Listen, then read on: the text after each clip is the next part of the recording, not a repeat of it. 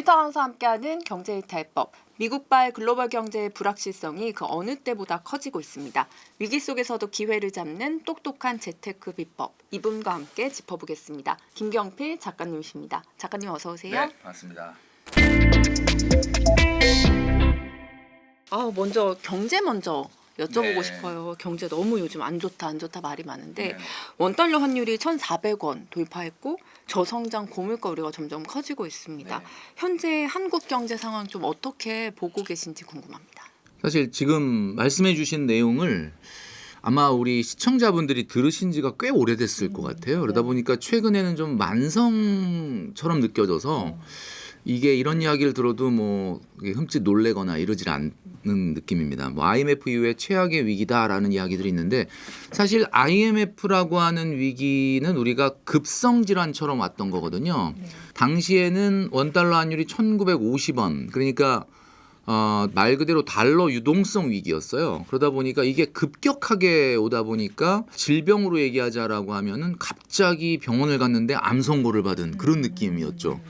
근데 이제 최근 같은 경우에는 사실 그 기업들 같은 경우는 물론 뭐 부침은 있지만 그렇게 크게 문제가 보이지 않고 이제 자영업자라든지 일반 서민 경제 같은 경우는 굉장히 어려운데 좀 전에 말씀해 주셨던 것처럼 저성장 고물가가 유지되다 보니까 뭔가 IMF 때보다 급격한 위험은 느끼지 못하지만은 사실은 만성질환 같은 그러니까 마치 우리가 병원을 가면은 뭐 암입니다. 수술을 해야 됩니다. 이런 건 아니지만 왠지 느낌적으로 계속 약을 먹어야 되고 계속해서 뭔가 힘들 수밖에 없는 마치 당뇨와 같은 그런 질환이다 이렇게 볼 수가 있습니다. 사실 그 지금 환율이 녹화일 기준으로 1,424원 뭐 이 정도거든요. 사실 생소하지가 않아요. 지금 같은 경우 어떻게 보면 이게 뉴 노멀이 된 느낌이다. 뭐 1,400원 정도 하는 거 아니야 이렇게 생각하는데 3년 전으로 돌아가 보면 3년 전에는 1,100원대였습니다. 그 당시에는 1,150원만 넘어도 이거 뭐 위기 아니야 이렇게 얘기를 했는데 지금은 1,400원대 초반을 가고 있고요. 이제 많은 분들이 그렇게 얘기합니다. 이거는 달러가 강해져서 그런 거지. 그거 뭐 우리만의 문제가 아니지 않느냐 이렇게 얘기하는데 원 유로 환율은 지금 녹화일 기준으로 1,660원 정도 됩니다. 3년 전에 원 유로 환율은 1,300원대였단 말이죠. 그런 걸 감안해 보면 이거는 그러면 달러가 강해져서 원달러 환율이 올라간 것도 있지만은 뭐 유로화 대비해서도 또 원화가 지금 약하다. 그러니까 달러가 강해진 건지 원화가 약해진 건지 이런 걸 본다면 또 이 달러 인덱스를 봐야 되는데 놀랍게도 달러 인덱스는 3년 전에는 109 정도 됐습니다. 그러니까 지금이 98이니까 오히려 달러가 다른 통화 대비해서는 또 그 사이에 약해졌거든요. 근데 그런 거에 비해서 원달러 환율이 높다는 거는 이제 명백히 이거는 달러가 강해졌다기보다는 3년 사이에 원화가 약해졌다. 달러 대비해서는 한 23%가 절하된 거고요. 유로화 대비해서는 25%가 절하된 거고요. 이런 상황이다 보니까 사실은 아무래도 대외 의존도가 높은 경제인 대한민국 같은 경우는 이제 미국으로의 어떤 수출길, 최근에 이제 여러 가지 이야기가 나오는 통상에 있어서의 어떤 불확실성 이런 것들이 커지면서 생기는 한국 경제의 위기다 이렇게 볼 수가 있을 것 같습니다. 그래서 아까 우리 오프닝 때도 얘기해 주셨지만 이 위기 상황이 위기라고 인식이 될 수도 있지만 사실 위기를 잘 들여다보면 거기서 또 기회를 잡을 수 있는 부분이 항상 있어 왔기 때문에 좀 예의주시하시면서 시장을 좀 보셔야 되지 않을까라는 생각을 합니다. 최근에 좀 보면 반도체나 기술주, 뭐 코인 이런 게 막 급등했었잖아요. 네네. 근데 보니까 최근에 이제 대중 관세 여파로 지금은 조금은 주춤한 것 같거든요. 근데 지금 좀 들어가는 게 좋을까요? 아니면 좀 추가 조정이 될 수도 있으니 염두에 두고 조금 더 기다렸다가 뭐 관망을 좀 하는 게 나을까요? 네, 뭐 사실 우리가 투자하시는 분들은 이 질문이 가장 고민이겠죠. 사실 이제 국내 주식도 그렇고 미국 주식도 그렇고 이제 상당히 많이 올랐기 때문에 시장에서는 뭔가 뭐 거품론도 좀 제기되는 경우가 있고 특히 미국 같은 경우는 경기 침체 우려가 됐을 때는 과거 시기보다는 자산이 굉장히 높은 시점에서 발생하는 경기 침체는 자산 시장에 좀 데미지를 크게 줄 수 있다. 이렇게 봐서 굉장히 좀 조심해야 될 국면이다 이렇게 말씀하시는 분이 많다. 그래서 지금은 현재 국내 주식이나 미국 주식이 거의 같은 분위기로 가고 있는 것 같거든요. 그러니까 국내 투자자든 아니면 해외 투자자든 이런 것들을 좀 생각을 해봐야 되는데 한 4가지 정도의 시나리오로 얘기를 해볼 필요가 있을 것 같습니다. 그러니까 앞으로 우리가 6개월 내에 겪게 될 상황을 한 4가지 정도로 보는 거죠. 첫 번째 시나리오를 한번 말씀드리면 첫 번째는 지금 우리가 8월 달에 미국의 실업률이 4.3%였습니다. 그래서 2021년 이후에 최고로 높은 수준까지 올라왔거든요. 지난달 그러니까 9월 달에는 다소 좀 낮아진 4.1 아니면 4.2를 시장에서 예상을 했는데 실제 뚜껑을 열어보니까 또 4.3이 나왔어요. 그래서 많은 전문가들은 이제 실업률이 조금씩 올라가면서 이 실업률이 4.5%를 돌파하게 되면은 이제 미국의 경기 침체로 들어간다 이렇게 예상을 하거든요. 만약에 이런 상황이 생기게 된다면 여러분들은 어떻게 대응해야 될까? 미국의 실업률이라는 것은 어떤 특정 시점을 넘어가게 되면은 갑자기 급상승하는 그런 현상을 보여주는데 이제 왜 그러냐면 그게 이제 미국 시장 같은 경우 우리나라와 달리 비정규직의 시장이다 보니까 경기가 좀 어려워진다라고 하는 뉴스가 들리기 시작하면 이게 고용주들이 당장 우리 회사는 아직 어렵지 않아도 일단 사람을 내보내고 봅니다. 제가 예상컨대 굉장히 이제 고공행진을 하고 있는 나스닥이나 S&P 500 같은 경우는 4.5%의 실업률을 돌파하고 경기 침체 우려가 시장에 등장을 한다면 이게 트리거가 될 가능성이 있고 최대한 10% 조정은 불가피할 가능성이 있다. 저는 이렇게 봅니다. 10%라고 한다면 사실 우리가 올해 4월 초에 겪었던 한 주에 나스닥이 10% 하락됐던 그런 정도의 조정은 아마 피하기 어렵다 이렇게 보는 거죠. 자 그렇다면 이렇게 실업률이 폭발해서 경기 침체 우려가 등장하게 되면 연준은 어떻게 할까요? 연준은 아마 금리를 다시 좀 빠른 속도로 낮추게 될 겁니다. 이렇게 되면은 생각보다는 굉장히 빨리 시장이 회복될 가능성이 있어요. 그래서 이 첫 번째 시나리오에서는 조정 기간이 그렇게 생각보다 길지 않을 가능성이 있다. 요거에 좀 대비를 하실 필요가 있고요. 그다음에 두 번째 시나리오는 인플레이션이 급상승하는 거예요. 그러니까 실업률은 오히려 그냥 괜찮은데 인플레이션의 급상승. 지금 미국의 소비자 물가 지수가 이제 3%에 근접을 하고 있습니다. 아직까지는 뭐 우려할 만한 수준 아니라고 하는데 관세 정책 이후에 실제 이 관세가 소비자 물가에 전가되는 데는 시간이 좀 걸리기 때문에 아마 한두 달 내로 소비자 물가 지수가 굉장히 올라갈 거다라고 전문가들이 예상을 하고 있습니다. 만약에 인플레이션이 실업률과 달리 인플레이션이 터진다. 그러면 관세 정책은 좀 후퇴할 가능성이 있습니다. 이건 시장에서 반색할 가능성이 있는 뉴스죠. 자, 그런데 인플레이션이 터지게 되면은 연준은 금리 인하를 멈출 겁니다. 지금 사실 나스닥이나 S&P 500이 이렇게까지 올라오게 된 이유 중에 하나는 금리 인하에 대한 기대감이 호재가 됐기 때문에 만약에 금리 인하가 멈추고 인플레이션이 굉장히 높아지게 될 때는 어쩌면 다시 금리 인상 카드를 꺼낼 수도 있거든요. 이렇게 되면은 완전히 자산시장에 찬물을 끼얹을 가능성이 있어서 이때는 제가 봤을 땐 10% 이상 조정이 불가피하다. 그러니까 오히려 실업률이 터지면 생각보다 통화정책을 통해서 빨리 진정시킬 가능성이 있는데 인플레이션이 터지면 통화정책 수단으로는 불가능하기 때문에 아마 조금 조정이 깊어질 수 있고 10% 이상의 조정이 생길 수 있는데 이 경우가 아마 어떻게 보면은 2022, 23, 24년도에 미국 주식에 들어가지 못했던 분들한테는 기회가 될 수도 있죠. 근데 제가 이렇게 말씀을 드려도 막상 이런 일이 터지면 딱 적어놨다가 실업률 쪽에 문제가 생기는 게 아니라 인플레이션 쪽에 문제 생기면 조정이 더 깊어진다고 하더라 라고 이렇게 컨팅전시 플랜을 세워놓은 분도 막상 시장이 딱 그런 상황이 되면 못 들어갑니다. 왜냐하면 막 여기저기 공포스러운 뉴스가 나오면 사람들은 이게 무섭거든요. 지금보다 더 떨어지면 어떡하지? 라는 생각 때문이죠. 세 번째 시나리오는 요건 좀 확률적으로 좀 높진 않은데 실업률과 물가 상승률이 동반 상승하는 겁니다. 이게 우리가 보통 상식적으로 경기가 어려워지면 물가는 낮아지고 경기가 뜨거워지면 물가가 높아지잖아요. 그래서 이제 보통 실업률이 증가한다 그러면 물가는 좀 안정되고 실업률이 낮아진다 그러면 물가는 올라간다 뭐 이런 속설이 있는데 실업률도 올라가는데 물가도 관세 영향으로 올라가는 거예요. 이런 시나리오가 만약에 현 시장에 나타난다 그러면 이건 스태그플레이션의 신호라고 볼 수가 있거든요. 스태그플레이션이 미국 경제에 없었던 건 아니거든요. 1970년대에도 있었고 2020년도에도 잠깐 있었습니다. 그래서 확률은 낮지만 만약에 스태그플레이션이 발생한다 그러면 이때는 앞에 시나리오 1, 2보다는 훨씬 더 데미지가 클 가능성이 있습니다. 이때는 아마 제가 예상컨대 자산시장은 2024년도 초로 돌아갈 가능성이 많다. 2024년도 초면은 굉장히 낮은 시기거든요. 굉장히 많이 떨어질 수 있습니다. 조정 시간도 뭐 1년 이상 걸리지 않을까. 조정 어떤 회복 기간이. 자, 그러면 이 세 가지의 시나리오를 말씀드렸는데 여러분들은 어떤 시나리오를 원하십니까? 만약에 여러분이 2022, 23, 24년도에 미국 주식을 샀던 분이고 아직도 보유하고 있다면 이 시나리오 세 개를 다 싫어하시겠죠. 네. 그런데 만약에 여러분들이 최근에 그냥 친구가 하도 미국 주식 하라 그래가지고 최근에 좀 들어갔는데 최근에도 좀 많이 올랐다 보니까 좀 그 맛을 봤죠. 네. 그래도 이게 내가 진작 들어갈 걸. 그런 분들 같은 경우는 아직 투자된 금액보단 투자하고 싶은 금액이 더 크기 때문에 시나리오 1, 2, 3 지금 말씀드렸던 이 세 가지의 시나리오 중에 어느 하나라도 나타났을 때 더 적극적인 매수를 하실 필요가 있다. 자, 그런데 시나리오 네 번째도 있습니다. 이 뭐냐면 제가 얘기했던 1, 2, 3 그럼 무조건 경기 침체가 나타나는 거냐? 아닐 수도 있거든요. 그러니까 지금 미국의 지난 70년간의 역사를 봤을 때 경기 침체가 보통 한 7, 8년에 한 번씩 왔는데 지금 미국 경제가 역사상 처음으로 가장 최장기간 경기 침체가 없는 시기예요.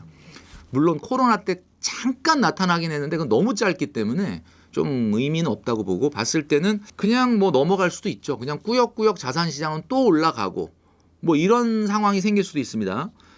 만약에 제가 좀 전에 얘기했던 이 세 가지의 경우가 왔을 때 그러면 미국 주식을 일찍부터 투자했던 분들은 어떻게 해야 되냐? 그러면 왜냐하면 당장 내가 갖고 있는 자산에서의 어떤 데미지가 생기거든요. 예. 조금 좀 공포감이 들 수도 있죠. 근데 저는 이렇게 말씀드리고 싶은 게 솔직히 말씀드리면 22, 23년도에 산 것은 그 어떻게 보면 타이밍이 깡패인 것 같아요. 네. 걱정 안 하셔도 될 것 같습니다. 22, 23년도에 사신 분이라면 주가가 많이 데미지를 입고 밀어내려 올라오더라도 최근에 원달러 환율이 올라가는 걸 감안하면 충분히 자산시장에서의 마이너스를 환율로 메우지 않을까. 그래서 제가 아까 말씀드렸던 것처럼 원달러 환율이 5년 연속 달러 대비 원화가 떨어진 적은 역사상 한 번도 없었는데 이번이 처음인데 지금 6년째거든요. 그러니까 기존의 그 기본적인 그 룰은 깨졌다. 이 상황을 놓고 봤을 때는 앞으로도 원달러 환율이 지금 녹화일 기준으로 아직 그 3,500억 달러 미국 투자에 대한 어떤 세부적인 부분이 아직 합의가 안 이루어졌잖아요. 그래서 이런 부분의 불확실성 때문에 당분간은 원달러 환율이 좀 올라갈 것 같거든요. 그런 면에서 봤을 때 주식을 어떤 걸 사느냐도 물론 중요하지만 언제 사느냐가 왜 중요한지를 요즘 알 수 있는 시장이다 이렇게 말씀드릴 수 있을 것 같아요. 일정 자금을 이제 모은 후에는 돈을 이제 지키고 불리는 방법이 이제 또 중요한데 투자 입문자들에게 S&P 500 좀 많이 권하는데 그 ETF 상품에도 여러 종류가 이제 많잖아요. 초보 투자자들은 좀 어떤 상품을 기준으로 좀 고르는 게 좀 좋아요? 전에 이제 얘기했던 것처럼 어떤 위기 상황이 왔을 때 오히려 저가 매수로 들어가기에 적립식이나 이렇게 분할 매수로 ETF를 하시는 분들이 굉장히 많고 또 그 방법이 나쁘지 않다고 봅니다. 그런데 이제 고를 때는 좀 여러 가지를 보게 되고 또 뭐가 좋다더라 하는 이런 정보들이 많다 보니까 헷갈리시는데 사실 S&P 500의 지수를 추종하는 ETF다. 그러면 사실 큰 차이는 없어요. 왜냐하면은 S&P 500이라는 게 뭡니까? 미국에 있는 그런 산업 중에서 500개를 그 스탠다드 앤 퍼스가 고른 거잖아요. 그러니까 이 500개는 우리가 보통 공업 부분에 400개, 그다음에 금융에 40개, 그리고 운수나 공공 분야에 20개씩 해서 500개 기업을 모은 거예요. 그러니까 그 주가를 따라가도록 만든 거예요. 그러니까 어떤 ETF냐, 어떤 운용사가 운영하느냐의 상품의 차이가 그렇게 크다고 보지는 않습니다. 그래서 보통 우리가 3대장으로 뭐 SPY나 VOO나 IVV 많이 들어보셨을 텐데 저는 이제 이런 관점으로 보고 싶어요. 뭐 운용 금액이 얼마다, 뭐 운용사가 얼마나 오래 운영했냐 이런 건 뭐 사실 되게 그다지 중요하지 않다고 보고 그냥 제 입장에서 우리 시청자분들에게 말씀드리고 싶은 거는 ETF를 투자하시겠다라고 하면은 아마 단타로 하시기보다는 좀 꾸준히 이렇게 뭐 5년, 10년 모아가고 싶다 이런 컨셉일 것 같아서 그렇다면은 수수료를 보자. 그러면 SPY 같은 경우는 연 수수료가 0.0949거든요. 네. 그런데 VOO와 IVV는 0.03%로 3분의 1 수준입니다. 그러니까 SPY가 물론 가장 오래된 ETF고 뭐 가장 유명하다곤 하나 사실은 저는 VOO나 IVV를 하셔라 이렇게 말씀드리고 싶고 그중에서도 특히 이 VOO는 개방형 펀드 구조를 갖고 있어요. 그래서 기본적으로 배당금이 나오면 그걸 재투자를 합니다. 그러니까 이렇게 좀 오래 투자하겠다라고 하는 분한테는 복리 효과를 좀 극대화할 수 있는 좀 장점이 있죠. 근데 그거에 비해서 SPY 같은 경우는 배당금을 현금으로 지급하는 형태이기 때문에 어떻게 보면은 배당을 재투자하는 데 있어서는 조금 불리할 수가 있다라는 개념이고 그리고 이제 같은 0.03%의 수수료라고 하더라도 IVV 같은 경우는 아무래도 이 그 종목의 구성을 좀 빠르게 바꾸는 성향이 있어서 비용이 조금 증가될 가능성이 있습니다. 그래서 그냥 큰 차이는 없지만 저는 VO를 꾸준히 매수하시는 게 좋겠다. 여러분 아시겠지만 최근에 나스닥의 상승률이 S&P 500보다는 당연히 높습니다. 이제 AI라든지 이런 것들 때문에.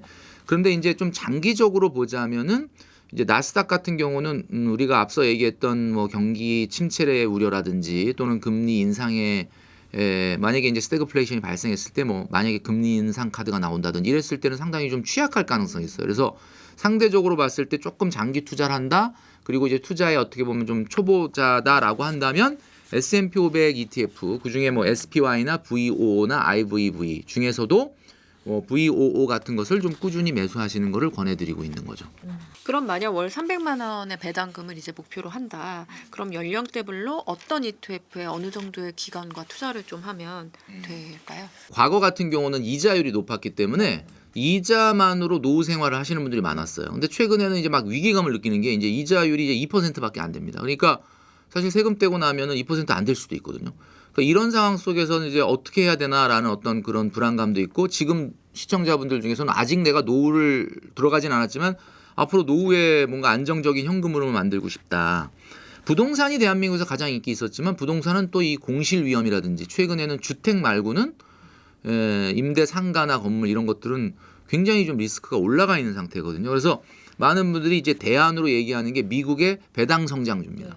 그동안에는 주식 그러니까 야 이거 주식에다 어떻게 내 노후를 맡기냐 이렇게 얘기를 했는데 나스닥이나 S&P 500의 높은 성장성은 반대로 얘기하면 높은 리스크를 반영하지만 배당 성장주 같은 경우는 역사를 보니까 미국이 수십 년 동안 한 번도 배당을 안 해준 적이 없는 회사들 이런 회사들을 모아놨거든요. 지금 보면 이제 가장 유명한 게 우리가 흔히 뭐 슈드 하는 SCHD인데 이런 배당 성장주들의 그 배당 수익률을 보니까 뭐 평균 한 지난 10년간 거의 4% 정도 되고 최근 1년간 수익률을 보니까 한 3.87 정도 됩니다.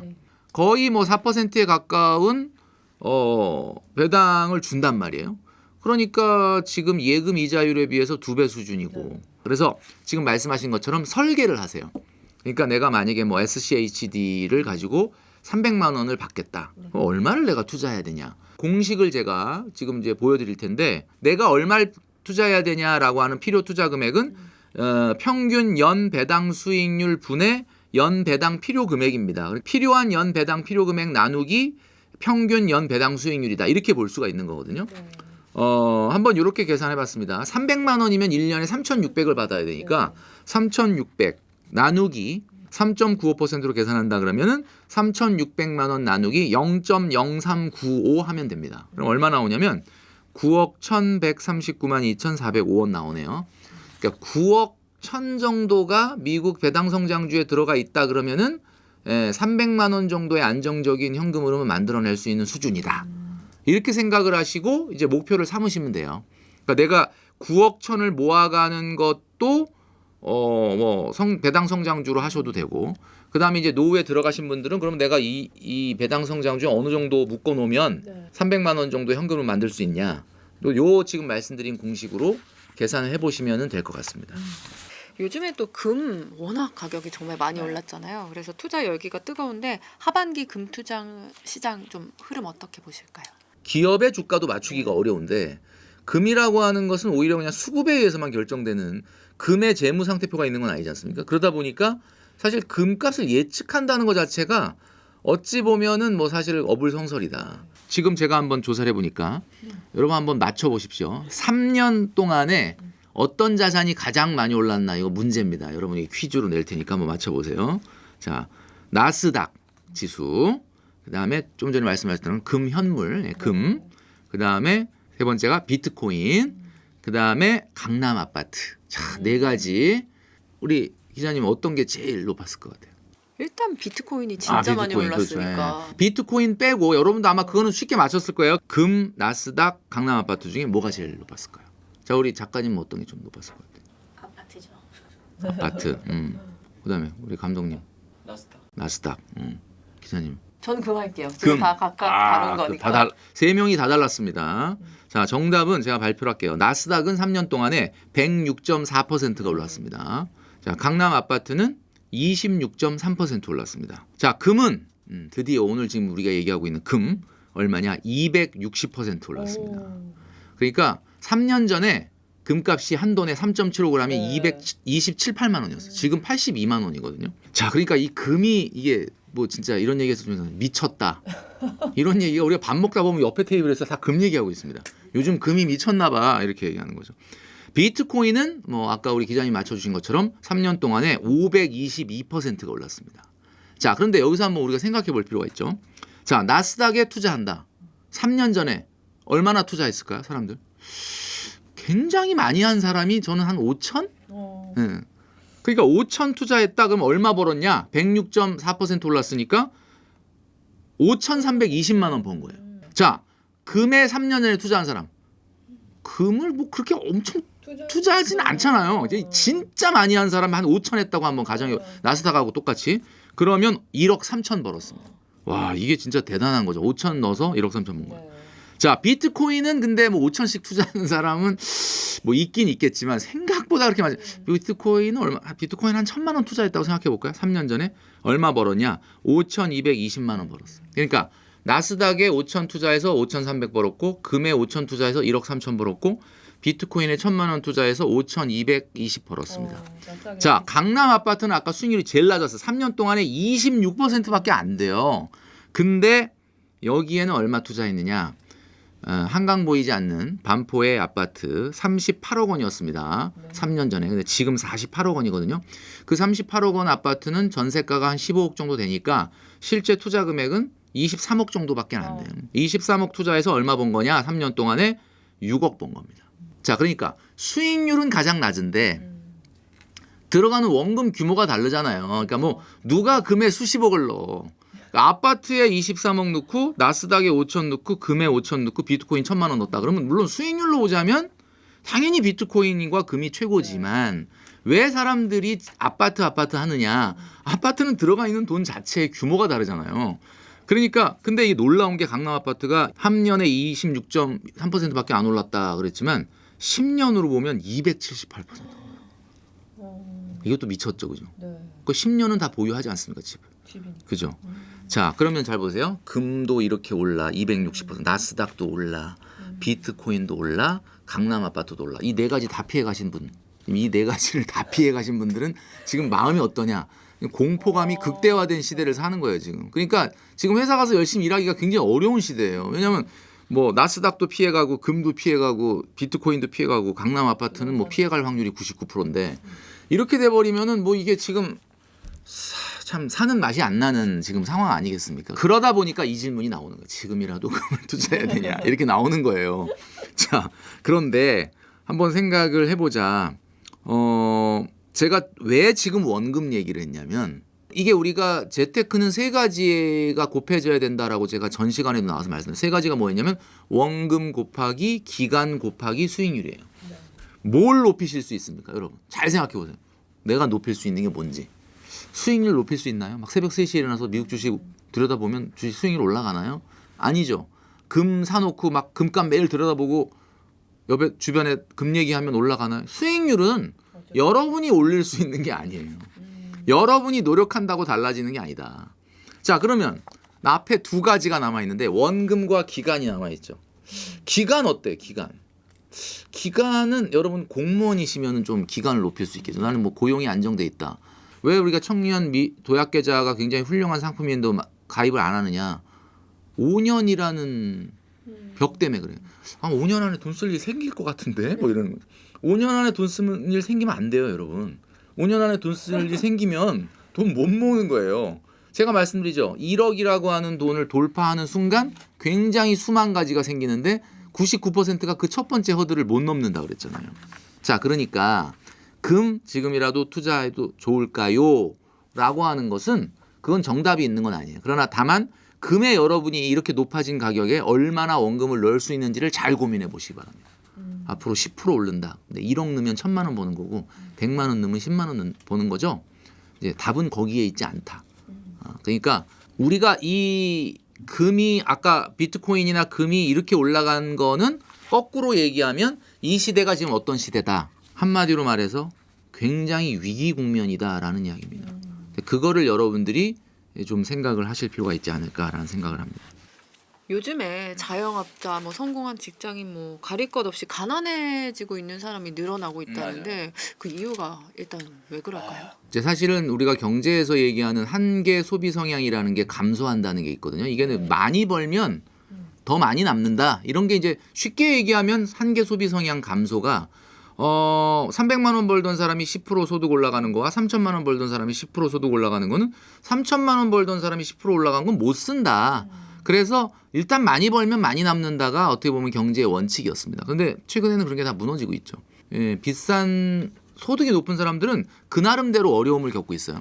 그러니까 우리가 흔히 얘기할 때 굉장히 뭐 소득이 가구 소득이 뭐 300, 400밖에 안 돼서 어려운 가정 같은 경우는 긴장을 하고 살죠. 과소비를 아예 피합니다. 차도 안 사고 막 이렇게 살아요. 근데 예를 들면 대기업을 다니는 맞벌이 부부다.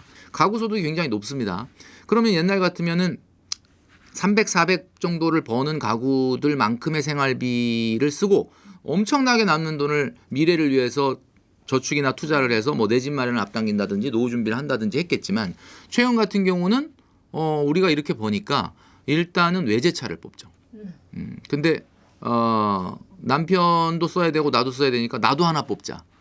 그러면 이제 차가 2대인데 차가 또 범상치 않은 차를 뽑게 되고 소득을 완전히 또 오픈하지 않는 부부들이 많아요. 왜냐면 소득이 낮을 때는 오픈하는데 소득이 높으면은 이번에 보너스 많이 나오지 뭐 이러면 알려고 하지 마. 뭐 이렇게 되는 거죠. 이렇게 되면은 이제 각자 근데 뭐 당신은 그 돈 다 어디다 써? 이렇게 물어보면 나도 좀 주식 좀 하고 저축 좀 하고 있어. 그래? 그러면 이제 아내 믿고 아내가 재테크는 잘하고 있으니까 나는 그냥 좀 쓰자. 그리고 이제 남편한테 아내가 물어보죠. 당신은 뭐 하는데? 나도 뭐 이렇게 금 같은 데 투자하고 있어. 남편이 잘하는구나. 난 좀 써도 되겠다. 이러다 보니까 이제 과소비가 좀 커지는 거예요. 나중에 이제 집 살 때 뚜껑을 딱 열어보면 돈이 없어요. 최근에 이런 게 있습니다. 그 옛날에 하우스 푸어라는 게 인기가 많이 회자됐었는데 요즘 베이비 푸어라고 들어보셨어요? 베이비 푸어. 애를 낳는 순간 가난해진다. 2022년도 1월 이후에 대한민국에서 출생한 자녀들에게는 국가가 육아 지원을 하고 있습니다. 돈으로 하고 있어요. 돈으로. 얼마 할 것 같습니까? 소득 관계없이 주는데 놀라지 마십시오. 0세부터 7세까지 몇 년이에요? 8년이죠. 8년 동안 2,960만 원 줍니다. 에이 그거 저기 뭐 소득 높은 사람 안 주는 거 아니에요. 재벌이 나도 줍니다. 그러니까 이게 얼마나 많이 주냐면 일단 부모 수당이 한 달에 100만 원씩 줘요. 거기다가 아동 수당 10만 원씩 주고. 그러니까 이런 거 돈 나갈까 봐 이렇게 지원해 주는 거거든요. 근데 이럼에도 불구하고 그 돈 다 쓰고도 돈이 모자란다. 그게 바로 베이비 푸어입니다. 그럼 이렇게 베이비 푸어를 그렇게 금쪽이로 키운 그 금쪽이들이 커서 발생하는 게 에듀 푸어예요. 강남에 대치동 가시면 아시겠지만 그냥 빌딩 하나가 다 그냥 학원인데 그러다 보니까 베이비 푸어에서 에듀 푸어가 되는 거죠. 그러다 보니까 제가 이제 기자님 좀 전에 얘기하셨던 것처럼 성공한 직장인 성공한 만큼 어렵다. 제가 얼마 전에 그 소위 말하는 대한민국에서 이제 조금 고임금을 받는 기업에 강연을 갔는데 여러분들의 장점이 뭐냐? 급여가 높다는 거다. 그럼 여러분의 단점은 뭐냐? 급여가 높다는 거다. 제가 이렇게 얘기했거든요. 사람들이 다 무슨 얘기지? 이렇게 했는데 이 임금이 높은 만큼 사실은 굉장히 많은 유혹에 시달리게 되는 거고 자산을 못 모으게 된다. 그래서 지금 시대는 절대 빈곤의 시대가 아닌가 싶어요. 가난한 사람이나 부자는 상대적 빈곤을 느끼고 어떻게 보면 가난한 사람은 뭐 상대적 빈곤뿐만 아니라 절대적 빈곤을 누리는 거죠. 그러다 보니까 우리가 어떤 중심을 잡아야 됩니다.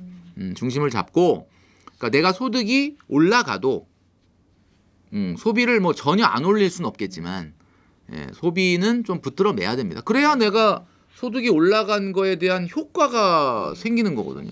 그래서 지금 이 영상을 보시는 많은 고소득자분들이 있는데 고소득이라고 너무 마음 놓지 마시고 고소득이 더 위기에 빠질 가능성이 있다라는 점 그런 점을 꼭 좀 받아들였으면 좋겠어요. 그렇다면 푸어가 되지 않기 위해서는 어떤 현명한 재테크 비법이 있을까요? 그러니까 이제 사실 제가 자세하게 뭐 에듀 푸어나 베이비 푸어나 카 푸어 하우스 푸어 이런 것들을 자세하게 얘기했던 이유가 아, 그럴 수 있겠구나라고 하는 거를 인식하는 게 가장 중요한 겁니다. 그러니까 뭐 그전에는 제가 이거 얘기하기 전에는 그 듣고 보니까 진짜 그렇구나. 아, 돈을 많이 번다 그래서 모든 게 해결되는 게 아니었구나라는 걸 인식했다는 것 자체가 여러분들이 움직일 수 있는 동력이 생긴 거죠. 사실은 거기서부터가 솔루션이죠. 왜냐하면 솔루션은 여러분들이 만드셔야 되는 거죠. 근데 이제 가장 중요한 건 이거라고 봐요. 여러분들이 사회초년생 때 제가 늘 말씀드리는 거지만 선저축 후소비를 하는 습관을 갖게 되면 내가 소득이 올라가더라도 아무래도 소비가 더 커지지 않을 가능성이 있겠죠. 그러니까 제가 늘 말씀드리지 않습니까? 5년 이내는 50%, 10년 이내는 40%는 저축을 해야 된다. 제가 퍼센트를 정확하게 얘기하는 이유는 물론 개인 상황에 따라서 조금 다르기 때문에 이게 적용이 안 될 수 있는 분도 있지만 어떤 확실한 가이드라인을 드리기 위해서 그래요. 여러분 만약에 사회 초년생인데 내가 직장 생활하고 경제 활동한 지 5년이 안 됐다. 50%는 내 돈이 아니다. 이게 돼야 됩니다. 10년이 안 됐다. 40%는 내 돈이 아니다. 우리가 지하철 탈 때 보면 요즘 스크린 도어라고 다 있어요. 안전하죠. 근데도 불구하고 노란색 1m 뒤로 물러나라고 방송 나와요. 그럼 어쩔 때는 노란색에 서 있으면 내가 큰일 나나? 노란색 아니 뭐 스크린 도어도 있는데 굳이 뭐 노란색 뒤로 물러날 이유가 있나? 자, 그러나 그럼에도 불구하고 이 확실한 가이드가 필요한 거예요. 그러니까 여러분 소득이 앞으로 굉장히 많이 올라가실 겁니다. 그렇다면은 올라가기 전에 내 소득의 50에서 40% 정도를 저축하겠다, 투자하겠다. 그러니까 지금 당장 쓰지 않겠다라고 하는 결심으로 여러분이 돈을 묶어 놓으셔야 여러분의 소득이 올라갔을 때 그 소득이 진정으로 여러분의 미래의 경제적 안정을 이룰 수 있게 될 것이다 라고 말씀드리고 싶어요. 그래서 늘 말씀드리지만 원금 곱하기 기간 곱하기 수익률 중에 원금에 대한 부분을 다시 한번 점검을 해보셔라. 워낙 불확실성이 크다 보니까 특히나 이제 프리랜서, 자영업자 이런 분들은 소득이 일정치 않고 또 돈 모으기도 좀 어렵잖아요. 이분들이 돈을 모을 수 있는 어떤 노하우 어떤 게 있을까요? 그래서 이제 제가 이런 말씀을 좀 드리고 싶은 게 월소득은 공금이고 통장은 회계다 이런 말씀 드리고 싶어요. 월소득은 공금이고 통장은 회계다. 이게 무슨 말이냐? 특히 우리 프리랜서분들, 자영업자분들을 잘 들으셔야 되는 게 자영업자분들이 착각하는 것 중에 하나가 뭐냐면 돈이 들어와요, 통장에. 그러면 이거를 직장인들은 알아서 원천징수로 세금도 떼고 뭐도 떼고 4대 보험도 떼고 뭐 이러고 주지 않습니까? 근데 자영업자는 그냥 받으니까 여기서 무슨 생각을 못 하냐면 이게 다 내 거라고 생각합니다. 근데 그 안엔 뭐가 있냐면은 이게 매출이지 수익이 아닐 수도 있는 거예요. 그러니까 일단 세금에 대한 부분, 비용에 대한 부분을 생각을 해야 된다. 그러면 그거를 빼고 아 진짜 내가 얼마 벌었는가를 알려면은 장부를 적어야 돼요. 가계부 쓰듯이. 그러니까 한마디로 말해서 이 월소득을 공금으로 인식을 해야 된다. 그럼 공금이라는 거 여러분 회사에서 공금 관리 해보셨죠? 그럼 예산이 있잖아요. 이 예산은 이때 쓰면 안 되고 여기다 쓰면 안 되는 돈이고 이 돈은 여기다 써도 되는 돈이고 이 돈은 써도 되는 돈이고 안 쓰면 안 되는 돈 이런 구분이 있잖아요. 그럼 과연 우리 프리랜서 분들, 자영업자 분들은 매출, 내 통장에 돈이 찍히는 순간 아유 그냥 이거 내 돈이구나 그냥 꺼내 쓰시는지 아니면 그 돈 안에서도 세금을 낼 부분과 비용에 대한 부분과 그다음에 내 수익 중에서도 지금 이건 써도 되는지 안 써도 되는지를 구분하고 있느냐. 이걸 먼저 하셔야 돈이 모입니다. 자, 그러기 위해서 통장은 회계다라고 말씀드렸죠. 통장은 회계다. 자, 여러분 통장 몇 개로 쓰고 계시느냐. 이걸 물어보고 싶어요. 만약에 여러분이 월소득 들어오는 통장 하나, 우리가 보통 직장인은 월급 통장이라고 하죠. 월급 통장 하나만 쓰고 있다 그러면 이게 문제입니다. 왜냐하면 월급 통장을 하나만 쓰고 있다라고 하면 뭐가 문제가 되냐면 일단 월소득이 들어와요. 월급이 들어와요. 또는 자영업자는 매출이 들어와요. 들어오면 거기서 내가 쓰고 싶은 돈이 있으면 카드를 오늘 체크카드를 쓰든 신용카드를 쓰면 거기서 결제되죠. 그죠? 그리고 내가 갑자기 오늘 경조사가 생겼네? 그럼 현금 찾아야 되잖아. 현금 거기서 찾죠. 그럼 그 통장 정리하면 그 통장 정리 내용이 어떻게 나옵니까? 돈 월급이 들어왔다가 현금 찾은 거 나갔다가 카드값 결제됐다가 또 무슨 또 보너스 같은 거 들어왔다가 자영업자 같은 경우는 또 무슨 매출이 또 들어왔다가 여러분 그 월급 통장을 보면서 과연 현금 흐름을 추적할 수 있을까요? 이거 도저히 안 되는 거야. 주먹 구구식인 거야. 자, 그래서 여러분에게 이 두 가지를 분리하라고 말씀드리고 싶은데 매출 통장, 월소득 들어오는 통장에서 여러분이 여러분한테 월급을 주십시오. 여러분이 여러분한테 월급을 줘라. 그 얘기는 무슨 얘기냐? 여러분은 월급쟁이가 아니지만 여러분이 스스로 월급쟁이를 만드시면 되는 거잖아요. 자, 통장에 돈이 들어와. 그럼 특정한 날 하루를 정해서 나한테 소비 통장에 월 소비 금액을 보내는 거예요. 이 뭔지 어떤 개념인지 알겠죠? 근데 그 돈은 항상 똑같은 돈을 써야 되기 때문에 똑같은 금액을 붙여야 돼요. 많은 분들이 그러죠. 아니 어떻게 맨날 똑같은 돈을 쓰냐? 어떻게 똑같은 맨날 저 뭐 경조사가 생길 수도 있고 그다음에 뭐 여행을 갈 수도 있고 뭐 비싼 물건을 살 수도 있는데 어떻게 똑같은 돈을 쓰냐? 그러니까 여러분의 삶에서 라이프에서 뭔가 일상적인 루틴의 생활이 아닌 뭔가 계절적으로 돈이 더 나가도록 만드는 게 뭐가 있는지를 구분을 해서 그거는 돈을 따로 관리하셔야 돼요. 뭐가 있냐? 명절. 명절에 돈 더 쓰니까. 두 번째 또 뭐 있죠? 휴가. 여행 가죠.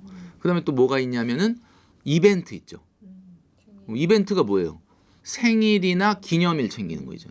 요즘 같으면은 뭐 그죠? 여친 남친 이거 챙겨줘야 돼. 22일, 33일, 뭐 50일, 뭐 이런 거 70일 뭐 이런 거 챙겨줘야 되잖아. 그런 거. 엄마 생일, 아빠 생일, 어버이날 뭐 이런 거. 그 다음에 또 뭐 있냐면 차가 있으신 분들은 자동차 보험료하고 세금 나가는 날. 그 다음에 겨울에는 이제 겨울이 곧 다가오고 있는데 올해 좀 옷장 문 열어보니까는 입을 옷이 없다. 작년엔 뭐 입었어요? 하여튼 모르겠는데 하여튼 그런 분들 많잖아. 올해 하나 뭐 사야 되겠다. 그러면 이제 겨울 옷은 좀 비싸죠. 이런 계절적인 지출에 들어가는 돈이 만약에 500이다. 그러면은 한 달에 42만 원씩 이 계절 지출 통장에 돈을 붙이셔야 되는 거예요. 그 500만 원 안에서 계절적 지출이 생기면 그 통장에서 꺼내 쓰는 거예요. 그럼 그거 빼고 나면 매달 쓰는 돈은 똑같아야 되는 거예요. 그러면 여러분이 들어오는 월소득 통장에서 나한테 매달 주는 정기 지출은 월급을 주고 그 다음에 매달 적립해놔야 되는 계절 지출은 적립을 해놓고 계절 지출이 생기면 그 통장에서 꺼내 쓴다. 자, 어때요? 돈의 현금 흐름이 딱 나눠지죠. 돈 들어오면 일단 비용 빼고 그 다음에 부가세 통장 따로 있어야 돼. 여러분 그 자영업자분 아시죠? 내가 돈을 왕창 받았을 때는 그 소비자가 나한테 부가세까지 준 거잖아. 이거 다 내 돈 아닌데 받을 때는 많아 보이거든. 그러니까 나중에 부가세 낼 때 돈이 없는 거야. 그러니까 부가세만큼 빼놓는 통장이 또 있어야 돼요. 그러니까 제가 말씀드리잖아요. 월소득은 회계다. 돈을 나누세요. 정기 지출과 비정기 지출과 부가세 지출과 세금 통장과 이렇게 나누라는 거죠. 이러면 한눈에 딱 들어오는데 돈이 안 모일래 안 모일 수가 없어요. 여러분이 공격적인 저축과 투자를 하고 싶은데 왜 못 하셨어요? 여태까지. 막 내가 직장인이다라고 300만 원 벌어. 한 150 확 저축해보고 싶었는데 마음은 늘 있는데 왜 못했느냐. 150 확 질를까 하다가 잠깐만 다다음 달에 저 부모님 칠순인데 그다음에 연말에 연차 밀린 거 해갖고 여행 또 가야 되는데 그러니까 150 지금 했다가 괜히 적금 깨면은 은행한테 미안하다. 뭐 이렇게 생각을 해서 안 하는 거잖아요. 그러니까 그런 돈을 미리 구분해놨으면은 150을 세게 지를 수 있었겠죠. 그러니까 제가 지금 말씀드리는 프리랜서나 자영업자분들은 더 특히나 이 제가 말씀드리는 이 통장으로 돈 관리를 하셔야 된다. 이렇게 말씀드릴 수 있습니다. 평소에 작가님이 1억 모으기 이제 강조해 주시면서 1억 모을 때까지는 정기 적금만 하고 위험 자산은 좀 쳐다보지 말라고 얘기를 해주셨는데 일단 그 이유가 궁금하고 1억을 모을 때 정기 적금하고 적립 투자를 이제 같이 병행하는 건 어떻게 생각하시는지 궁금해요. 최근에 이제 워낙 자산 시장이 1년, 2년 전에 경고에도 불구하고 계속 끊임없이 상승하니까 이거 봐, 뭐 이거 그냥 정기 적금만 하면 안 되는 거 아니야 이렇게 얘기를 하시는데. 결론적으로 1, 2년 전부터 뭐 주식에 계속 저축하듯이 했다 그러면 뭐 나쁘진 않았겠죠. 근데 제가 말씀드리는 얘기는 1억을 모을 때까지는 되도록 위험 자산에 투자하지 않는 게 좋겠다라고 얘기하는 이유가 지금 대한민국 2030들 직장인들의 평균 월 저축 금액이 얼마냐라고 본다면 2030 직장인들 같은 경우는 평균 저축 금액이 76만 원이라는 발표가 있었거든요. 그 76만 물론 이게 평균이라는 게 좀 의미는 없을 수는 있는데 2030들이 저축을 막 200, 300만 원씩 한다면 당연히 지금 같은 시장에서는 정기 적금만 해서는 안 되겠죠. 그러나 일반적으로 1억 모으기를 하는 대부분의 이 직장인들 같은 경우는 저축 금액이 100만 원대 초반이에요. 그리고 아주 사회초년생들은 100만 원도 저축을 못 하는 분들도 많아요.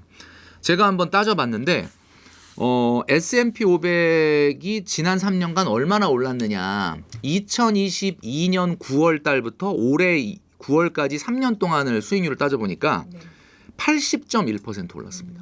80.1%. 이거 딱 이 얘기 들으면 그냥 숨이 확 막히시죠. 나는 지금 공무원 공제에 3.5%짜리 적금하고 있는데 3년 동안 80.1% 올랐다고 하니까. 근데 이 80.1%를 먹은 사람이 있을 거냐? 라고 봤을 땐 대부분의 우리 2030 직장인들은 일시금으로 투자라는 게 아니라 매달 50만 원, 60만 원, 70만 원 이렇게 적립식으로 투자를 하지 않습니까? 그러니까 결국 80.1%를 먹은 사람은 없다. 왜냐하면 80.1%를 먹으려면 2022년 9월 달에 모든 투자할 돈을 S&P 500에 넣고 그 다음에 3년 동안 단 한 번도 안 찾아야 나오는 수익률이 80.1이거든요. 80.1% 먹은 사람도 있긴 있죠. 어떤 사람이냐면 2022년 9월에 아주 큰 돈을 S&P 500에 넣고 그 다음날 뭐 구속됐다. 뭐 감옥을 갔다. 뭐 이러면 그죠. 그러면 그러지 않고서는 이게 사실 쉽지는 않은 수익률이에요. 그러면 내가 계산을 해봤습니다. 제가 계산해봤는데 50만 원씩 적금을 든 사람과 50만 원씩 3년 전에 2022년 9월에 S&P 500에 적립을 해서 3년 있다가 찾은 사람은 과연 돈이 얼마나 차이 날까? 요걸 따져봤는데 일반 ISA 계좌에 신탁형 저축을 한 사람과 S&P 500에 50만 원 저축한 사람의 차이가 꽤 컸습니다. 한 510만 원 정도 나요. 원금이 얼마가 들어가냐면 50만 원씩 3년을 내면 1,800만 원이 들어가는데 수익 원금과 수익금액 합쳐서 적금에 비해서 510만 원이 더 나오더라. 워낙 뭐 80.1% 수익률이 높았으니까. 근데 그 50만 원을 그냥 일반 정기 적금이 아닌데 대부분 청년들 같은 경우는 청년 도약 계좌 있을 수 있잖아요. 올해는 아니지만 이제 내년에 나온다는 뭐 이재명 정부의 청년 미래 적금도 있고 뭐 이런 어떤 정책금융 저축에다가 만약에 했다 그러면 얼마 차이 나느냐? 180만 원밖에 차이가 안 납니다. 그러니까 50만 원 정도를 저축을 하는 사람, 그러니까 청년 도약 계좌 같은 정책 저축에 저축을 하는 사람과 지난 그 판타스틱한 수익률의 3년 동안에 S&P 500을 50만 원 산 사람의 차이는 고작 1년에 60만 원 차이. 그럼 결국은 한 달에 그냥 5만 원 차이. 그러면 그냥 5만 원 차이든 60만 원 차이든 차이는 나니까 그래도 S&P 500에다 하는 게 좋지 않겠냐 이렇게 얘기하실 수는 있겠지만 그건 결과론적인 거고 앞으로 3년이 또 80.1% 나온다는 보장은 없어요. 그렇기 때문에 제가 봤을 땐 그 구간에서는 5천만 원의 목돈을 모으기 전 구간에서는 굳이 시간과 에너지를 뺏기면서 너무 과도한 위험자산에 투자를 하지 말라 이런 얘기를 하는 거죠. 여전히 유효하다. 지금과 같은 이런 불장의 시장 속에서도 내가 5천을 아직 안 모았어요. 나는 저축을 해도 100만 원 이상 못해요. 라고 한다면 굳이 이렇게 자산시장에 시간과 에너지를 뺏겨가면서 하지 마라. 대신에 이제 청년 도약계좌 같은 이 정부가 지원하는 그런 정책 저축을 하시면 더 좋겠죠. 이제 그런 의미에서 이제 말씀을 드렸던 거고 나는 그래도 조금 그래도 100만 원보다는 좀 더 저축을 할 수 있다라고 한다면은 제가 아까 좀 전에 말씀드렸던 세 가지 시나리오를 보시면서 세 가지 시나리오가 터졌을 때는 일단은 위험자산에 적립식으로 투자하는 비중을 높이시고 그 전까지는 뭐 한 8대2나 7대3 정도 이상은 하시지 않는 게 좋지 않을까. 그 구간에서는 그렇다라고 말씀드리고 싶습니다. 최근에 이제 ISA 계좌를 활용한 자산 운용법이 좀 주목을 받고 있는데 ISA를 포함해서 작가님이 추천하시는 투자 전략 어떤 게 있으실까요? 지금 상황에서는 우리가 이 두 가지의 부류로 나눠질 것 같아요. 아주 일찍부터 미국 주식인 뭐 예를 들면 금 또는 비트코인 지금 우리가 얘기했던 것처럼 이렇게 폭발적으로 자산이 성장하는 자산에 상당히 많은 돈이 들어가 있는 분들이라고 한다면 그분들은 그렇게 크게 걱정할 이유는 없겠죠. 그분들은 갑자기 자산이 폭락하거나 자산 시장이 충격을 받을 것에 대해서만 대비를 하시면 될 것 같아요. 그러나 뭐 요즘 everything rally라고 하는데 모든 것이 올라가는 이런 상황 속에서 이 모든 것이 올라가는 모든 것을 다 피해버렸다. 라고 하는 공포감에 있는 분들 같은 경우는 어찌 보면 위기라든지 이런 자산시장의 조정 국면이 생긴다면 그게 기회가 될 수 있다고 말씀드렸는데 그 기회 때도 우리가 해야 되는 것은 상당히 어떻게 보면 원칙이 있습니다. 첫 번째 적립식으로 해야 된다는 거예요. 적립식. 왜냐? 자, 나스닥이 제가 말씀드린 대로 갑자기 막 5%가 하락을 하고 앞으로 어떻게 될지 모른다 공포감에 그렇다고 여러분들 가지고 있는 모든 재산을 나스닥에 넣을 수 있습니까? 그렇게 하기는 어렵거든요. 네. 그러니까 일단 적립식으로 해야 된다. 그 다음에 두 번째는 뭐냐? 좀 전에 얘기했던 것처럼 ETF로 해라. 언제 그걸 종목을 고르고 있느냐. 제가 강연을 한번 가서 2022년도에 미국 주식 사신 분 하고 손들어 보라 했더니 몇몇 분이 들더라고요. 그래서 야 축하드립니다. 2022년도가 미국 주식의 가장 저점이었는데 2022년도에 주식을 사셨는데 그 주식 아직도 안 팔고 계신다 그러면 엄청나게 많은 자산 성장이 있었겠네요. 그랬는데 의외의 대답이 마이너스래요. 그래서 아니 2022년도에 미국 주식 샀는데 어떻게 마이너스가 나지? 그랬는데 이분이 무슨 S&P 500이나 나스닥을 산 게 아니라 어떤 특정 이상한 종목을 산 거예요. 그러니까 이건 무슨 얘기냐? 여러분들이 종목 발굴을 위해서 고민하고 공부하고 한다고 해서 사실은 그것이 여러분들의 수익으로 이어지지 않는다. ETF를 사라라는 거죠. 그러니까 제가 말씀드렸죠. 적립식으로 사라, ETF로 사라. 그다음에 세 번째 원칙은 뭐냐면 분산 투자를 해야 된다라는 거거든요. 분산 투자라고 하는 것은 최소한 3년은 투자를 하셔야 됩니다. 제가 지금 이렇게 말씀드렸잖아요. 오늘 시나리오 세 가지로 말씀을 드렸어요. 시나리오 1은 뭐였냐면 실업률 폭발, 시나리오 2는 인플레이션 폭발, 시나리오 3은 실업률과 인플레이션 동시 폭발이에요. 이 시나리오를 얘기했는데 딱 적어놓고 해야지라고 딱 마음 먹었는데 딱 이런 일이 터지면 생각보다 오래 투자를 못합니다. 근데 어떤 일이 일어나더라도 3년 정도는 하겠다라고 하는 생각을 하셔야 여러분들이 시장에서의 우리가 흔히 얘기하는 체계적 위험을 피할 수 있다. 요 세 가지를 말씀드릴 수 있고 가장 중요한 건 맨 마지막 네 번째 원칙입니다. 네 번째 원칙은 예금과 분산 투자하셔야 된다. 여러분 지금 가지고 계신 돈이 3천만 원인데 갑자기 나스닥에 S&P 500에 조정이 온다 그래서 3천만 원을 몽땅 다 나스닥 S&P 500에 넣으시면 안 돼요. 일반적으로 봤을 때 한마디로 조정 국면이 생긴다 하더라도 여러분이 위험 자산에 더 넣는 금액의 100% 수준만큼은 예금에 있어야 됩니다. 내가 1,000만 원을 나스닥에 넣었다. 1,000만 원 이상 예금이 있어야 되는 거예요. 그러니까 1억 정도를 모은 사람이 5천만 원을 나스닥에 투자하고 5천만 원을 예금했다라고 하면 문제가 없는데 나 딱 5천만 원밖에 없는데 이 5천만 원을 몽땅 주식이나 코인에 넣었다. 그러면 이거는 이제 워렌 버핏이 경고했던 치명적 실수를 피해라라고 하는 원칙을 어기는 거예요. 치명적 실수라는 게 뭐냐면 지금은 좋아 보이지만 시장에 어떤 트리거가 등장을 했을 때 위험 자산만 100% 갖고 있는 사람은 절대 안 된다. 이 워렌 버핏의 경고거든요. 그래서 여러분들이 지금 제가 말씀드린 네 가지 원칙. 그러니까 뭐예요? 3년은 투자해야 된다. 적립식으로 해야 된다. ETF로 해야 된다. 그다음에 예금과 분산 투자해야 된다. 이 네 가지의 전략만 지키신다면 크게 문제는 없을 거다라고 보고요. ISA 계좌의 비과세 효과라고 하는 건 여러분도 아시겠지만 국내 주식형 ETF나 국내 상장 해외 ETF에 동시에 적용이 됩니다. 그래서 뭐 어차피 매매 차익은 ETF도 비과세인데 분배금 그러니까 배당이 나왔을 때는 아시겠지만 해외 ETF는 뭐 15% 원천 징수를 하지만 국내 주식형 ETF 같은 경우는 200만 원까지는 비과세고요. 200만 원 넘는 수익에 대해서도 9.9% 저율 과세를 하니까 여러분들이 ISA 계좌에 ETF를 담으시는 것을 추천드립니다. 부동산 얘기도 여쭤보겠습니다. 이재명 정부에서 15 최근에 이제 부동산 대책을 새로 내놨습니다. 일단 하반기 부동산 시장 흐름 어떻게 전망하시고 계신지 궁금해요. 이재명 정부가 처음에 시작할 때 이제 선거 기간에 세금으로 부동산을 잡지 않겠다 이런 이야기를 했습니다. 그때 많은 분들이 진짜 그럴까 뭐 이런 생각을 했죠. 그리고 이제 첫 번째 대책이 나왔는데 좀 셌어요. 그게 627 대책인데 6억 주담대 6억 제한. 그거는 약발이 한 3개월 갔습니다. 처음에 저도 3개월 갈 거다라고 얘기했는데 진짜 3개월 갔습니다. 주간 상승률이 0.43% 정도 올라가면서 이게 주간 상승률 0.43이면 0.43 곱하기 52주 하면은 1년에 50% 올라가는 거거든요. 그러니까 너무 미친 상승률이다 보니까 627 대책이 나온 거예요. 3개월 정도는 사람들이 이제 관망을 하고 이제 냉각기를 거치면서 약간 진통제를 맞아서 그 3개월은 괜찮았어요. 그러다가 이제 나온 게 이제 97 대책이 또 나왔고요. 공급 대책이었죠. 근데 이제 97 대책은 여러분도 아시겠지만 공급 대책인데 뭐 내용이 없다. 뭐 이러면서 저게 공급 맞냐?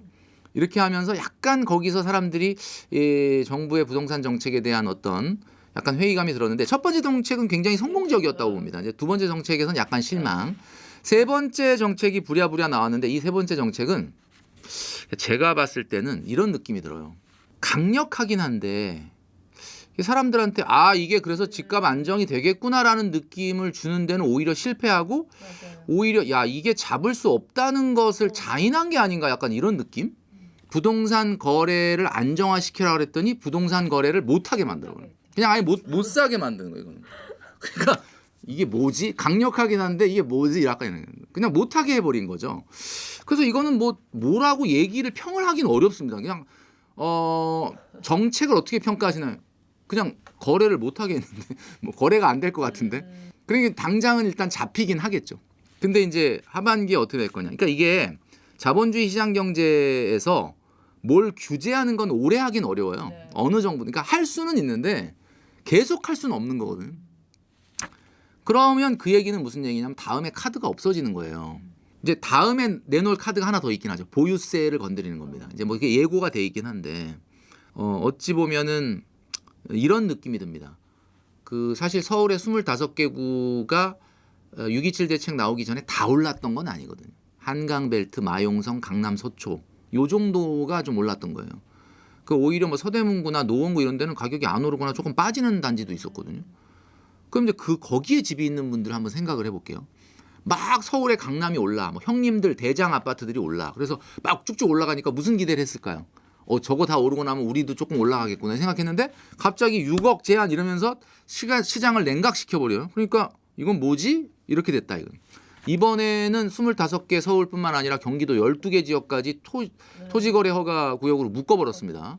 그러면 위에는 다 오르고 나서 우리 좀 오르기를 기대했는데 이제 우리도 거래를 아예 못하게 만들어버리니까 볼멘 소리가 나올 수밖에 없는 상황이다. 이 부분에 대해서 앞으로 뭐 하반기 어떻게 올라갈 거냐라고 본다면 여기서 제가 봤을 때는 하락이 나온다면 보유세 카드 안 꺼내겠죠. 왜냐하면 내년에 지방선거가 있기 때문에 보유세 카드를 쓰고 싶진 않을 거예요. 왜냐하면 보유세 카드를 내놓는 순간 일단 민심은 잃어버립니다. 지지자 3명 중에 1명은 떠납니다. 그러니까 일단 안 쓰고 넘어가고 싶겠지만 만약에 계속해서 그럼에도 불구하고 주간 상승률이 0.2% 이상이 나온다. 그러면 토지거래 허가구역으로 묶었는데도 집값이 계속 올라간다는 건 이거 다 실수요자잖아요. 그 토지거래 허가제 상황에서 집을 산다는 거는 본인이 입주하는 사람만 살 수 있는데 그럼에도 불구하고 0.23% 이상의 주간 상승률이 계속 나온다. 그러면 보유세 카드를 꺼내겠죠. 그럼 보유세 카드를 꺼낸다라고 한다 그러면은 문재인 정부 시즌 2가 또 되는 겁니다. 그때 뭐가 문제였느냐? 이게 세금을 감정적으로 했다는 게 문제거든요. 그러니까 세금을 매겨서 집값을 떨어뜨리려고 했으면 보유세를 높이고 거래세를 낮춰줘야지 그 사람들이 집을 팔고 나가는데 보유세도 높이고 거래세도 높여서 팔지도 못하게 하고 갖고 있지도 못하게 하고 괴롭히는 형태가 된 거죠. 너 죽어봐라. 약간 뭐 이런 형태. 그게 이제 문제였는데 이번에 이제 이재명 정부가 보유세를 건드린다면 그게 이제 만약에 어느 쪽으로 나올 거냐. 보유세는 높이는 대신에 뭐 양도소득세를 낮춰준다든지 거래세를 낮춰줘서 시장에서 팔도록 유도해 준다든지 뭐 이런 어떤 것이 나올지는 이제 좀 지켜봐야 되겠는데 제가 봤을 때는 올해 하반기의 흐름은 하락으로 돌아서기는 쉽지 않을 것 같고요. 다만 이제 지난 6.27 대책 수준 정도로 안정되는 기간이 소위 말하는 좀 관망 기간이 좀 3개월 정도는 지속될 거라고 봅니다. 그래서 그리고 그 다음은 뭐 이제 어떻게 상황에 따라 달라지겠냐가 되는데 일단은 지금은 가장 중요한 게 시장에 확실한 공급 시그널이 없다는 게 가장 이제 어떻게 보면은 좀 뼈아픈 지점이 아니겠느냐 그런 생각을 하게 되는 거죠. 그러면 이렇게 강력한 대출 규제가 나왔기 때문에 오히려 이럴 때는 또 똘똘한 한 채로 쏠림 현상이 좀 일어나잖아요. 네. 그 부분에 대해서는 좀 어떻게 생각하실까요? 그러니까 더 그렇게 될 것 같아요. 그래서 뭐 이거는 제가 2020년도에 똘똘한 아파트 한 채가 답이다라는 책을 썼는데 그 책이 이제 코로나랑 같이 나오다 보니까 많은 분들이 읽질 못했는데 사실 그 책을 읽고 만약에 그걸 실천한 분들은 지금 굉장히 좋았을 거다라는 생각이 저는 개인적으로 드는데 이런 생각이 들어요. 지금 우리가 미국 주식이 너무 높다, 비싸다라는 거에 동의하는 분이 10명 중에 9명입니다. 근데 안 떨어지죠. 그럼 강남 아파트, 서울 아파트 비싸다라는 거에 동의하는 사람이 10명 중에 8명입니다. 근데 안 떨어지죠. 자, 이게 왜 그러느냐 이걸 한번 볼 필요가 있는데 자산이라고 하는 것은 내재 가치라는 게 있어요.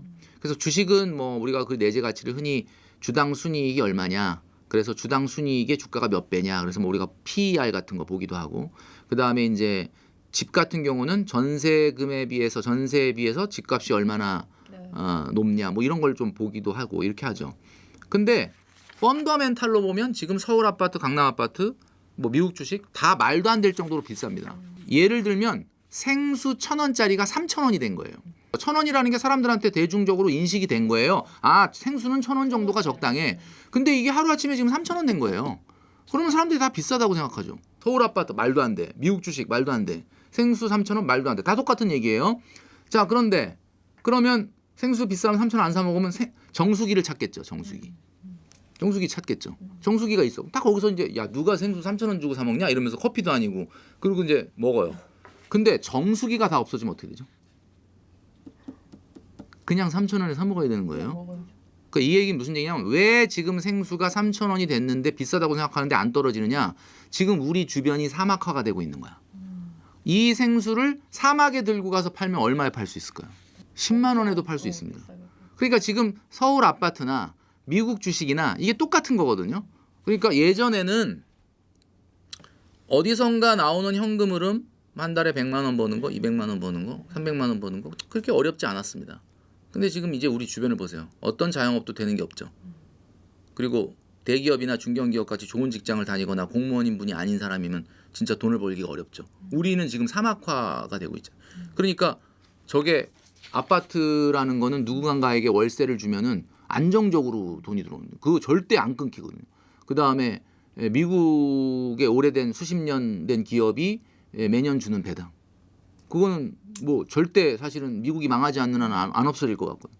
그러니까 이게 너무나 확실하니까 그 금액이 크고 좋아서 비싼 게 아니라 주변이 사막화되니까 내가 생수 3,000원에 사 먹을 수밖에 없어. 정수기가 없으면 어떡할 거야? 사 먹어야지 뭐. 이렇게 되는 것 같아요. 그러니까 지금은 아파트 얘기를 지금 하고 있지만 아파트도 그렇고 주식도 그렇고 이거는 내재 가치가 올라서 가격이 올라간다기보다는 주변이 그거 외에는 마땅히 현금으로 발생할 수 있는 게 없다 보니까 이렇게 올라가는. 그다음에 이제 또 하나는 집은 주식하고 다른 점이 하나가 있어요. 감성의 영역이라는 거예요. 집이 이성의 영역이냐? 이성의 영역이 아니에요. 여러분 잘 보십시오. 주거라는 거는 그냥 아무데나 잠만 자고 그냥 출근만 할 수 있으면 돼요. 그렇지만 주거라는 건 우리가 어떤 느낌이냐면 정말 이 세상에 어떤 어려움이 있더라도 다 집에 가면 편안하게 내가 쉬고 나만의 공간 또 그런 나의 환경 이런 거잖아요. 근데 이게 왜 감성의 영역이냐? 뭐 우리가 PIR이라는 걸 많이 얘기하거든요. 지금 20이 넘었죠. 20이. 그러니까 PIR이라는 게 평균 소득을 가지고 평균 집을 사는데 그 평균 소득 몇 년치를 모아야 되냐 이건데 그게 지금 20이 넘었잖아요. 그럼 이게 말도 안 되게 비싼 거 맞죠? 근데 이게 이성의 영역이야. 그러니까 이 이성의 영역 가지고 많은 유튜버들이 반토막 난다. 뭐 강남부터 시작된다. 이제 큰일 났다. 뭐 이런 얘기 하는 거예요. 근데 이거는 이성의 영역이 아니에요. 집은 감성. 이 감성의 영역이라는 게 뭐냐? 여러분 벤츠를 승차감 좋아서 탈 것 같습니까? 아니거든요. 하차감 때문에 타는 거거든요. 그게 감성의 영역. 그러면 집을 뭐 지하철역 가까워서 강남에 산 거냐? 그게 아니거든요. 귀가감이라는 게 있어요. 귀가. 나 집에 퇴근하는데 어디로 퇴근하? 나 지금 한남 더일로 퇴근한다. 뭐 이런 거거든. 귀가감. 그 다음에 출가감이라는 것도 있어요. 나올 때. 나올 때, 들어갈 때 이런 게 있거든요. 집에 대해서 정부가 이제 뭐 개입을 솔직히 안 할 수는 없죠. 근데 이제 정부가 바라보는 시각은 집은 공공재인 거야. 대한민국과 이렇게 영토가 국토가 작은 나라에서 그 부동산이라는 게 어떻게 네 소유로 돼 있다고 다 네 거냐? 이건 공공재의 성격으로 자꾸 접근을 하는 거고.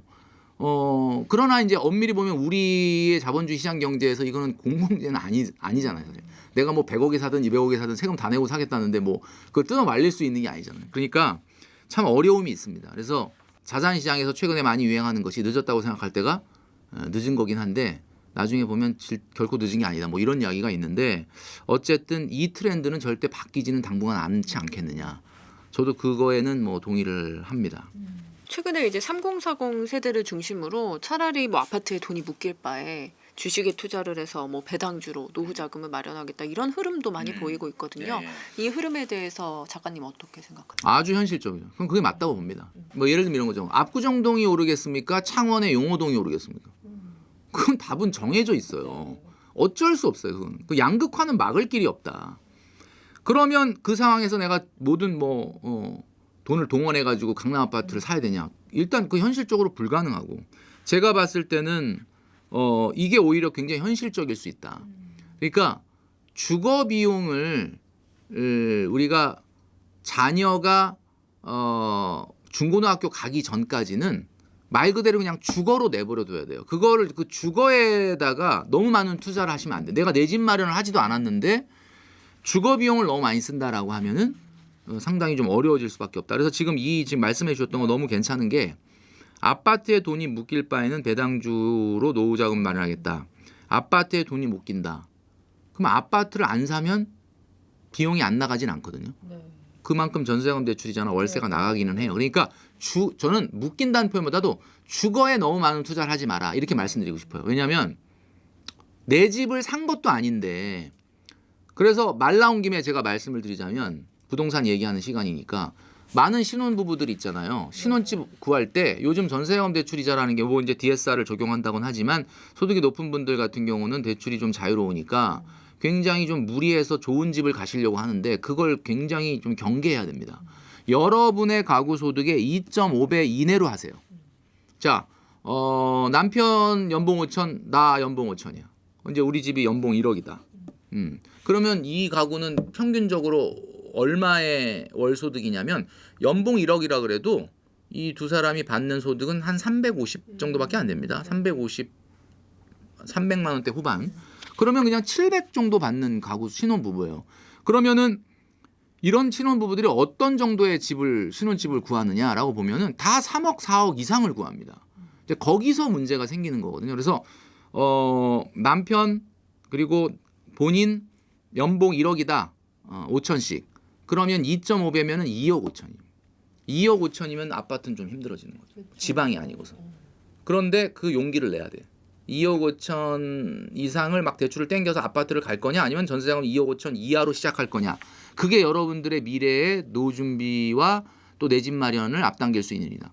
그래서 이런 2억 5천 이하의 집을 딱 얻게 되면은 주변에서 그럴 거야. 야, 너네 소득에 비해서 너무 좀 작은 집 구한 거 아니야? 이런 얘기가 나오지만 그렇게 될 때 지금 말씀하셨던 이게 가능한 거죠. 아파트에 묶일 돈, 전세자금 대출이잖아. 월세로 더 나갈 돈을 가지고 배당주의 투자를 통해서 노후 자금 마련하겠다. 그때 가능한 겁니다. 이게. 제가 지금 말씀드리는 수준 정도인 5천 신혼부부가 전세를 막 4억짜리 얻어놓고 거기에 월세나 전세자금 대출 이자를 내면서 아파트에 묶일 바에는 배당주 투자한다. 이거 불가능합니다. 이거. 그걸 먼저 실행을 하셔야 된다라고 말씀드리고 싶어요. 대출 규제와 이제 높은 집값으로 매수 여건이 이제 쉽지 않은 상황인데 일단 무주택자는 내 집을 이제 마련할 때 레버리지 비용하고 매수 타이밍 전략 어떻게 짜야 되는지 궁금하고 뭐 1주택자와 다주택자가 이제 갈아타기 할 때 어떤 부분부터 점검을 해야 될지 좀 하나씩 짚어주세요. 최근에 집값이 너무 오르니까 사람들이 공포감에 강남 아파트 지난 3년간 26% 올랐고 강남이 아니라 하더라도 다 15% 이상 올랐고 이러니까 이 추세가 계속된다 그러면은 매년 거의 10% 가까이 오르는 거 아니야? 이것 때문에 자꾸 추격 매수를 하시는데 부동산 시장을 이렇게 길게 보면은 이렇게 오르는 시기가 있고 또 잠잠한 시기가 있고 이런 시기가 반복이 되면서 평균 수익률이라는 건 생각보다는 떨어집니다. 왜 이렇게 집값이 오르느냐라고 얘기한다라고 하면 이제 대한민국의 특수성 때문이라고 봐요. 지금 우리나라는 전체 도시 면적이 국토의 16%밖에 안 되거든요. 근데 그 16%에 92%가 살아요. 이 구조가 깨지지 않는 한은 집값은 우리나라에서 디플레이션 경제가 나타나기 전까지는 오를 거라고 봅니다. 어느 정도 오르느냐? 지금 갑자기 막 5% 10% 오르니까 너무 두려워하시지만 사실은 이게 안 오르는 시기를 감안을 해서 평균을 내자라고 하면은 보통 10년짜리 국채금리 10년짜리 국채금리가 보통 우리가 기대 인플레이션이라고 하는데 그 기대 인플레이션의 뭐 1.5배 수준? 뭐 요 정도로 수렴을 합니다. 지금 이제 뭐 2.5에서 3% 정도 왔다 갔다 하는 정도 수준이니까 3%라고 봤을 때 앞으로는 수도권 같은 경우는 아주 특수 입지를 빼고는 한 5% 정도 내에서 수렴할 거라고 봅니다. 그러니까 5%, 6% 정도 매년 올라가는 정도의 속도다라고 하면 여러분들이 아마 50%, 60% 대출 받아서 산다면은 아마 실효적 이익은 없을 거예요. 그러니까 제가 봤을 때는 30, 40% 이상을 대출받지 않고 사는 게 맞다. 그러니까 30에서 40% 이상의 대출을 받고 사게 되면 그거는 물론 뭐 내가 돈을 좀 집에다 더 쓰고 내가 좋은데 빨리 들어가서 살겠다라고 하는 거는 상관없는데 계산기상으로 상승률과 내가 이자 내는 비용 이런 걸 감안했을 때는 실효적 이익은 좀 없을 수가 있어요. 그러니까 3, 40% 이내의 대출을 받아서 살 수 있는 컨디션일 때 사라. 그럼 언제 살 거냐라는 것은 제가 말씀드려도 여러분들이 지키기는 어려울 거예요. 그러니까 왜냐하면은 어떤 사람은 막 올라갈 때 사야 된다는 사람도 있고 떨어질 때 사야 된다라고 하는 사람도 있는데 사실 떨어질 때 사기는 어렵습니다. 왜냐하면 떨어질 때 시장에 나가면 이론적으로는 우리가 야 여기서 얼마만 내려오면 사야지 되지만 가서 보면 더 내려갈 것 같아서 무서워서 못 사요. 그래서 항상 우리가 주식 투자처럼 손절 포인트 이런 것들을 정해놓은 것처럼 미리 정해놔야 돼. 예, 공인중개사에다 전화해 놓으세요. 저 이 가격까지 딱 오는 매물 나오면 저는 무조건 계약금 송금하겠습니다. 이렇게 본인을 해놔야 돼. 그리고 공인중개사분한테 얘기를 해놔야 돼. 제가 그때 흔들리더라도 그냥 저를 잡아주셔야 된다. 이렇게 막 떨어지는데 자 뭐 5억짜리 매물 나오면 전화 주세요. 전화가 와. 5억 5천이 되게 5억 나왔다 그러면 가서 사야 되는데 잠깐만 이게 이렇게 떨어지면 또 4억 5천 되는 거 아니야? 이러고 못 사는 거예요. 실거주잖아요. 뭐 요즘 누가 2주택 3주택 투자하는 분 없잖아요. 그러니까 실거주니까 여러분 딱 어느 시점이 됐을 때 사야 되겠다라고 생각할 때 사시면 되는 거예요. 마지막으로 이런 그런 분위기 속에서 집 매수보다 전월세를 좀 선택하는 분들도 계실 텐데 어떻게 생각하시나요? 이거는 뭐 고육지책이고 어쩔 수 없는 상황이죠. 전월세를 선택한. 자, 그 대신에 중요한 거는 주거 비용을 계산을 해서 그 이상 오버하지 않도록만 노력을 해라. 그러니까 중요한 거는 원칙을 세우라는 거죠. 전월세 제가 아까 말씀드렸던 것처럼 신혼부부 같은 경우는 본인 가구 연소득의 2.5배 이내에 집을 얻어라. 이게 바로 주거 비용 때문에 그런 거거든요. 그럼 그 부분을 해놓고 자 이런 거예요. 동기는 한 40% 대출 받아갖고 아파트를 샀어. 근데 나는 그 멘토님 얘기해 주시는 작가님 얘기해 주시는 기준을 맞춰갖고 조금 저렴한 주택을 전세로 얻었어. 자 그러면 우리 동기는 여러분의 친구는 거기에 40%나 대출을 받아서 샀으니 얼마나 많은 돈을 원금과 이자로 지금 내고 있겠냐. 그러니까 자연히 소비가 억제될 수밖에 없죠. 근데 나는 그쪽보다는 조금 훨씬 더 적은 돈으로 주거를 해결하고 있으니까 여유가 생기죠. 그러니까 그 동기가 원금과 이자를 내는 만큼을 나도 저축과 투자를 하면 돼요. 근데 대부분 안 그렇거든. 내 친구는 그 아파트 사가지고 원금과 이자로 200만 원씩 낸대. 그러면 그 친구는 굉장히 비자발적인 지금 절약을 하고 있겠죠. 근데 나는 뭐야 여유가 있거든. 벤츠 뽑자 뭐 이렇게 되고 이렇게 되다 보면 나중에 지나서 10년 20년 딱 지나게 되면 뭐 집이라고 하는 건 어쨌든 디플레이션 경제가 아닌 우리나라에서는 오르거든요. 그러면 나중에 놓고 보면은 나랑 차이가 엄청나게 나는 거죠. 제가 지금 말씀드린 전월세를 사시는 거 괜찮습니다 라고 했다 그래서 야 작가님이 그런데 전월세 사는 게 괜찮대. 전월세 사는 게 괜찮다라는 뜻은 그 뜻이 아닌 거예요. 전월세를 산다면 전월세를 살지 않고 아파트를 샀을 때의 차액만큼을 여러분이 저축과 투자를 하셔야 된다는 거예요. 그러면 아무 일도 안 일어납니다. 오늘 저성장 고물가 시대에 위기를 기회로 바꾸는 경제 전략에 대해 짚어봤습니다. 작가님 오늘 말씀 감사합니다. 네, 감사합니다.